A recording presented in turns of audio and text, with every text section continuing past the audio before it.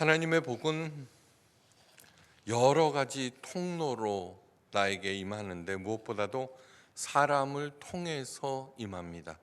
사람. 그래서 저는 우리 교회 표어를 지적과 원망 대신에 칭찬과 감사로 하나님의 복을 향유하세요라고 정했습니다. 이것은 이제 은퇴를 앞두고 목회 40여 년 동안을 정리해서 볼 때 하나님의 복은 무엇보다도 사람을 통해서 오는 것이며 하나님의 자녀들인 그 사람들을 잘 대우해야 되겠군 하는 마음에서 그렇게 정한 것입니다. 무당들이 흔히 하는 말이 있죠. 어느 날 귀인이 나타나 나를 돕는다는 그런 말들. 그 말을 듣고 이제나 저제나 그 귀인을 기다립니다. 그러다가 귀인인 줄 알고는 덜커덕 걸려들어서 큰 낭패를 당합니다. 그런데 하나님께서도 사람들을 보내셔서 성도들을 돕습니다. 하나님께서 보내시는 사람들은 성도들을 위로하시고 살리시고 새로운 돌파구를 마련해 주시고 그 생명을 풍성하게 만들어 줍니다. 귀인과 하나님께서 보내시는 사람은 어떻게 구별할 수 있고 어떻게 알아볼 수 있을까요? 오늘 그걸 배우는 시간입니다.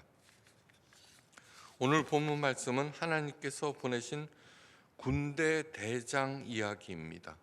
어떻게 하면은 하나님의 군대 대장을 만날 수 있고 또 알아볼 수 있을까? 범람하는 요단강을 하나님의 명령에 순종하여서 건넜습니다. 그죠? 그 다음에 무엇보다도 무거운 돌멩이를 유목민들, 매일 떠돌아다니는 유목민들에게 가장 거추장스러운 것이 무거운 돌멩이죠. 그죠? 그런데 하나님께서는 그 돌멩이를 강 가운데서 취하라고 하셨습니다. 그 명령대로 하였습니다.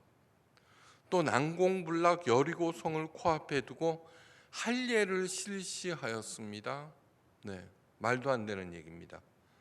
그런데 그 할례 상처에서 벗어난 이스라엘 백성들이 일어나서 텐트 밖에서 나와서 한 일은 군사훈련이 아닙니다.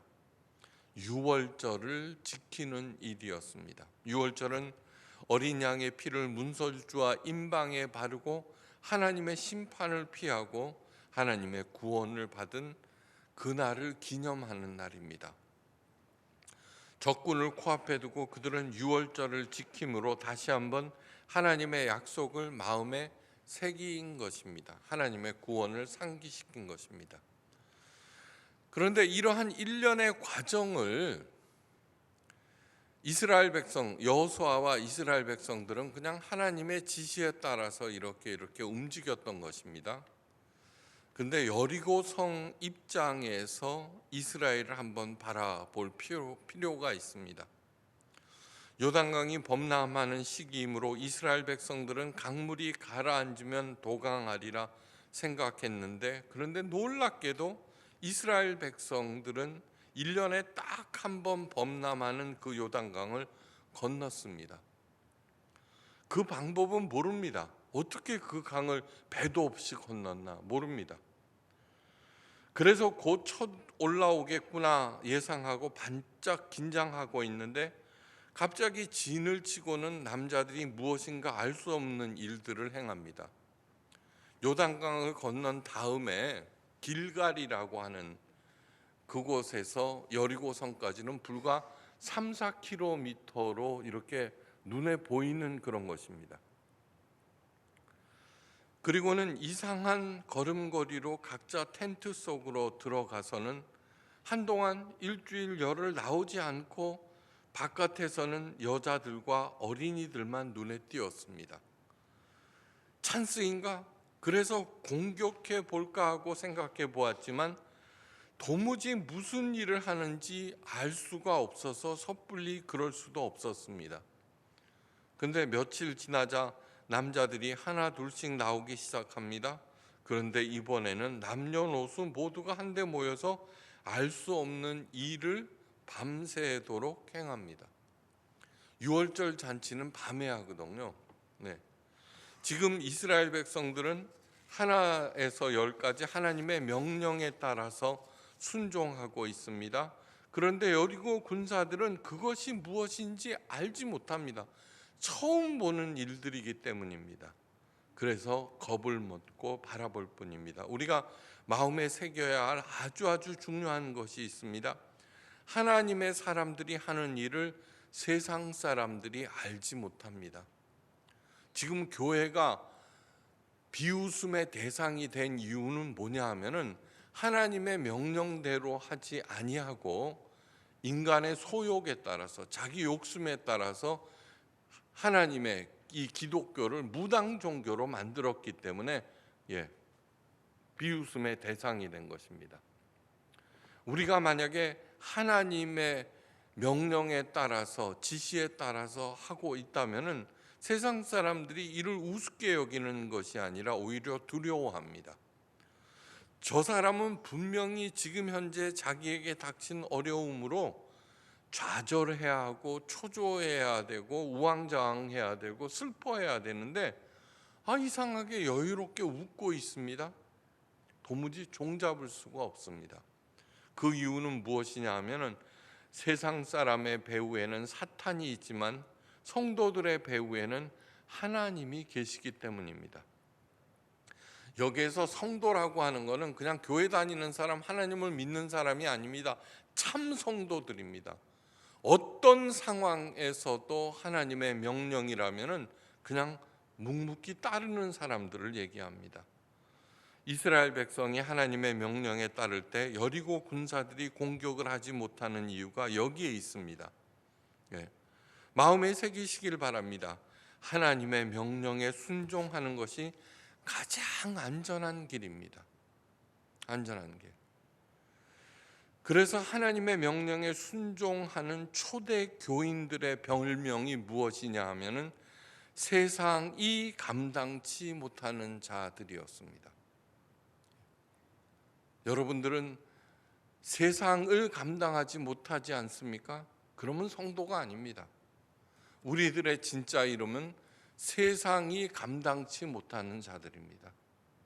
그렇게 되시기를 간절히 바랍니다. 하나님의 약속을 굳게 믿고 오늘의 어려움을 오히려 웃으면서 이기는 우리들, 그래서 다른 사람들의 존경을 받는 우리 자신들이 되시기를 주의 이름으로 축원합니다.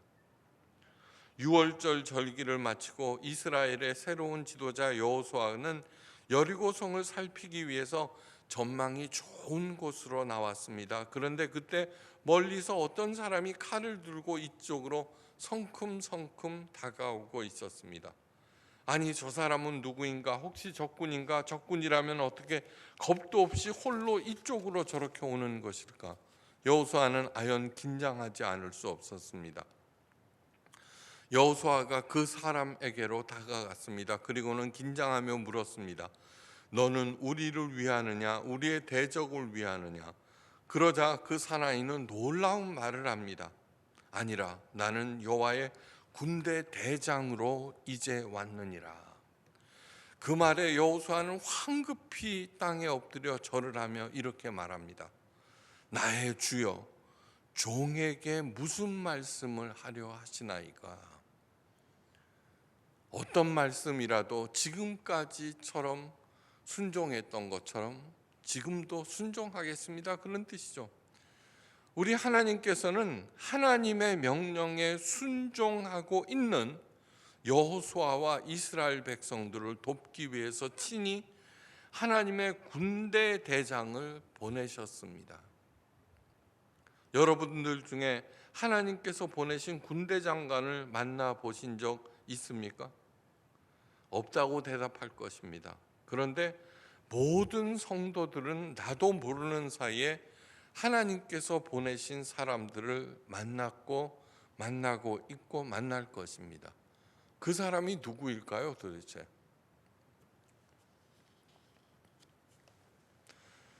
어느 지역에 큰 홍수가 나서 온 마을이 물에 찼습니다. 그 물은 점점 더 차올랐습니다. 하나님의 구원의 약속을 철저히 믿는 한 사람이 지붕 위에 올라가서 하나님께 기도합니다. 하나님, 저는 하나님께서 구원하실 것을 굳게 믿습니다. 저를 구원해 주십시오. 기도하고 있는데 한 보트가 다가왔습니다. 그리고는 구조원이 소리칩니다. 빨리 이 배를 타십시오. 위험합니다. 그러자 그 사람이 손을 저으면서 괜찮습니다. 하나님께서 직접 구원해 주실 것입니다. 그래서 그 보트는 가버렸습니다. 물은 점점 더 차올랐고 하나님께 더욱 열심히 기도드립니다. 그러자 이번에도 큰 나룻배가 다가왔습니다. 빨리 이 배를 타십시오. 이 배는 마지막 배입니다. 그러자 이번에도 그 사람은 손을 저으면서 똑같은 말을 하였습니다. 그러자 그 배는 가버렸습니다. 물은 이제 완전히 지붕을 덮어버렸고 하나님은 더욱 열심히 그 사람은 하나님께 기도하였습니다. 이번에는 헬리콥터가 나타났습니다. 그리고 줄사다리가 내려왔지만 그 사람은 그 사다리에 오르지 않았습니다. 그리고는 사나운 물결에 휩쓸려가 버립니다. 그 사람이 죽어서 하나님 앞에 갔습니다. 하나님께 항의합니다. 하나님, 제가 그토록 열심히 기도했는데 왜 저를 구원해 주지 않으셨습니까? 그러자 하나님께서는 씩 웃으시면서 이렇게 말씀하십니다. 나는 3번이나 너를 구하러 사람을 보냈느니라. 웃을 얘기가 아닙니다. 많은 사람들이 기적적으로 오늘 여호수아가 하나님의 대장을 만난 것 같은 방식으로 도와줄 것을 기다리고 있는데 아닙니다. 절대 그렇지 않습니다. 우리를 도와주러 보낸 하나님의 사람들은 아주 가까운 곳에 있습니다. 얼마 전에 저에게는 하나님께서 그런 사람을 보내주셨습니다. 그 사람은 바로 하나님과 저와 함께하는 사람, 가족들일 수 있으며 여러분 옆에 앉아있는 성도들일 수 있으며 학교 친구일 수도 있습니다. 이 모든 사람들이 서로 도우라고 보낸 하나님의 사람들입니다.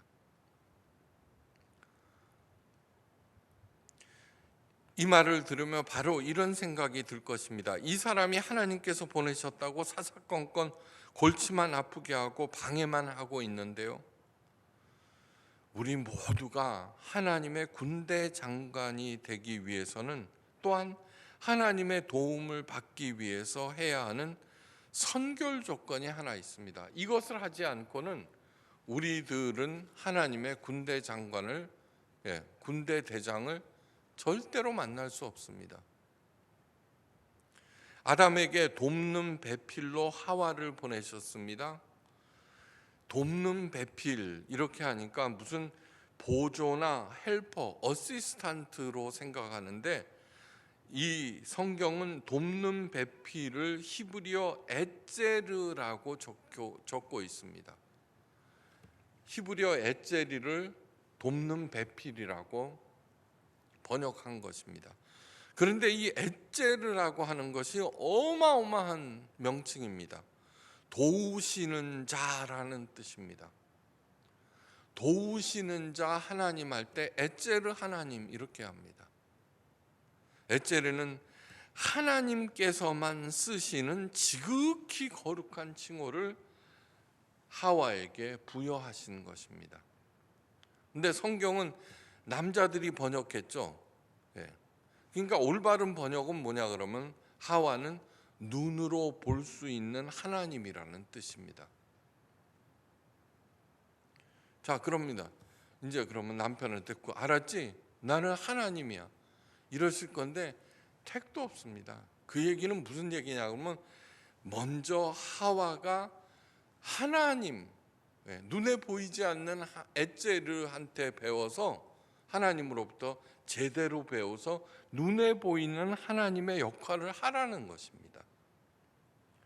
그러면은 힘이 없는 연약한 여자라고 할지라도 누구보다도 훌륭한 하나님의 군대 대장이 된다는 것입니다. 그런데 그렇게 했습니까? 아니요. 하와는 하나님의 말씀을 먼저 거역하고 금하신 선악과를 따먹고는 아담으로 하여금 먹게 했습니다.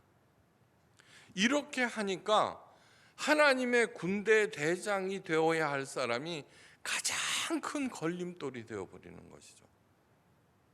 그런 일들이 너무너무 많이 일어납니다. 현재 하나님의 군대 대장을 만난 여호수아는 무엇을 하였습니까? 지금까지 그는 상식밖에 불합리한 하나님의 명령을 충실히 순종하고 백성들을 설득하여서 그 불합리한 명령들을 따르도록 하였습니다. 그렇게 하고 있는 여호수아를 돕기 위해서 하나님께서는 하나님의 군대 장관을 보내신 것입니다. 자, 그러면서 여기에서 우리가 배워야 할 것이 있습니다. 하나님의 명령에 순종할 때 하나님께서는 반드시 사람들을 붙여주시고 도와주신다. 네. 여호수아가 그 사람에게 묻습니까? 너는 우리를 위하느냐 우리의 대적을 위하느냐? 이 질문은 너무너무 중요한 질문입니다. 이 질문을 정확히 다시 하면 이런 것입니다. 하나님의 일을 하고 있는 나를 도와주러 온 것이냐 아니면 방해하러 온 것이냐? 두 번째 꼭 물어야 하는 것이 있습니다. 이 질문에 옳게 대답하지 않고는 어떤 경우에도 하나님의 군대 대장을 만나지 않고 점쟁이들이 만나는 사이비 귀인들한테 뜯기고 넘어지고 그렇습니다. 스스로에게 물어야 하는 것은 나는 하나님의 보냄을 받은 사람으로서 과연 하나님의 편에 서 있는가 사탄의 편에 서 있는가? 단순히 지금 내가 하나님의 일을 하고 있는 거야 사람의 일을 하고 있는 거야? 거기에 답하셔야 됩니다. 예, 부동산 거래를 하고 주식을 투자하는데 기도합니다. 그건 사람의 일입니다. 여러분, 목회는 분명히 하나님의 일입니다. 교회 생활도 분명 하나님의 이 일입니다. 그런데 겉으로만 하나님의 일이라고 그러면서 속으로는 뭐예요? 자기 이득만 챙기는 경우가 너무너무 많습니다. 그러니까 한국 교회가 부끄러움을 당하고 있죠. 사도 베드로도 예수님으로부터 무시무시한 말씀을 듣습니다. 사단아 물러가라. 너는 하나님의 일을 생각하지 아니하고 사람의 일만 생각하는구나. 무슨 베드로가 교회에서 무슨 이득을 취하려는 것이 아닙니다. 주는 그리스도시요 살아계신 하나님의 아들입니다라는 최초의 인간의 하나님의 예수님에 대한 그 명칭 고백을 듣고 너무너무 기뻐한 나머지 칭찬해 주었습니다. 그래서 이제는 알아듣겠구나 그러면서 하신 말씀이 뭐냐 그러면 예루살렘에 올라가서 고난을 받고 십자가에 못 박혀 죽을 것이다 라고 하는 얘기를 하자 베드로가 들고 일어난 것입니다.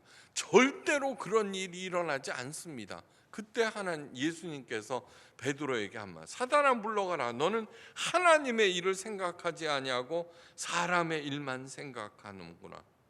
그러므로 언제나 깨어 있어서 내가 하나님의 일을 하고 있는가 사람의 일을 하고 있는가 분별하셔야 합니다. 하나님의 편에 설 때 비로소 우리 모두는 하나님의 능력을 힘입은 군대 대장이 될 수 있고 서로 도와야 합니다. 도울 수 있습니다. 하나님의 군대 대장은 여호수아에게 명령합니다. 내 발에서 신을 벗으라. 내가 선 곳은 거룩한 것이니라.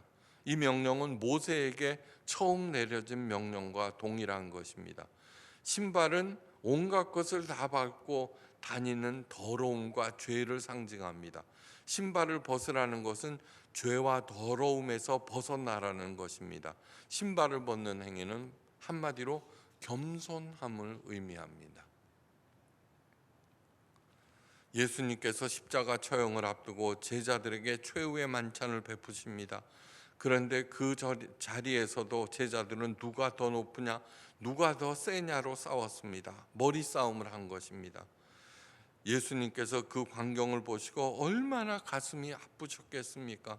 머리 싸움을 하고 있는 제자들에게 예수님은 대야와 수건을 가지고 오라 하셨습니다. 그리고는 제자들의 발을 씻어 주셨습니다. 발을 씻어 주는 것은 오직 종만이 하는 천한 일입니다. 예수님께서는 제자들의 머리에 안수하신 적이 없습니다. 제자들의 머리에 안수하신 적이 없습니다. 예수님은 안수 어린이들에게만 하셨습니다. 보통 사람들에게 절대로 안수를 남발하신 적이 없습니다. 그러나 발은 친히 어루만지시며 씻어 깨끗하게 해주셨습니다. 그렇게 하시면서 말씀하십니다. 뭐라고요? 너희도 그렇게 행하라. 너희도 그렇게 해라.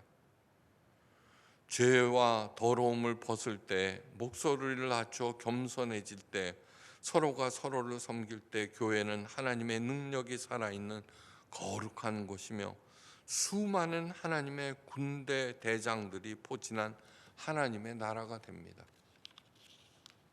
저도 여러분들의 하나님의 군대 대장이 되기 위해서 언제나 겸손하려고 노력합니다. 저는 목회 40여 년 동안 갑질한 적 한 번도 없습니다. 왜요? 하나님의 군대 장관으로서 여러분들에게 도움이 되게 하는 것이 저의 사명이기 때문입니다. 무엇보다도 하나님의 군대 대장이 아니라 총사령관께서 우리를 돕고 계시죠. 누구요? 예수 그리스도. 그런데 뭐를 걱정하고 계십니까? 뭐를 걱정하고 계십니까? 승천하신 예수님은 하나님의 우편에 앉아 우리를 위하여 현재 중보 기도하시고 계십니다. 보혜사 성령님은 우리와 가장 가까운 곳에 와 계십니다. 우리가 도움을 요청하기만 하면 언제든지 너무나 기뻐하며 도와주십니다. 힘을 내시기 바랍니다. 언제나 주님 편에 서시기 바랍니다. 하나님의 일이라고 목회일, 전도, 봉사 그런 거 아닙니다. 우리의 삶 자체가 하나님의 영광을 드러내고 우리의 삶 속에서 다른 사람을 도와주고 살리고 하는 그러한 일들을 애써서 하는 것, 그것이 모두 다 하나님의 일들입니다. 언제나 주님 아래 모이시기 바랍니다. 가족들이, 성도들이 주님 아래 하나가 될 때 우리들은 존귀한 하나님의 군대 대장, 능력의 사람들이 될 것입니다. 기도하십니다. 우리들은 내가 사람의 일을 하면서도 언제나 하나님께서 도와주시기를 바라며 그렇게 하지 않는 하나님을 원망하고 정죄까지 합니다. 하나님, 우리의 어리석음과 사악함과 부족함을 용서하여 주시고 이제는 하나님의 명령 순종하고 하나님의 영광을 드러내고 다른 사람들을 살리는 내게 맡겨진 일을 통하여 그 일을 할 때 무슨 일을 하든지 30배, 60배, 100배의 결실을 맺게 하시고 나로 하나님의 군대 대장으로서 주변 사람들을 살리는 영적 리더들 되게 하옵소서. 우리 교회, 우리 가정이 그런 사람들로 넘쳐서 30배, 60배, 100배의 결실을 맺고 언제나 베풀고도 남음이 있는 우리 모두가 되게 하옵소서. 이제는 성부, 성자, 성령 삼위일체 하나님의 그 크신 은혜와 사랑과 은사와 능력 언제나 좋은 대로 인도하시고 풍성하게 공급하심이 하나님의 존귀한 군대 대장으로 거듭나리라 다짐하는 귀한 자녀들과 각 가정 하시는 일들과 새로 세운 계획에 지금부터 영원까지 함께 계시옵기를 간절히 기도하옵고 축원드리옵나이다. 아멘.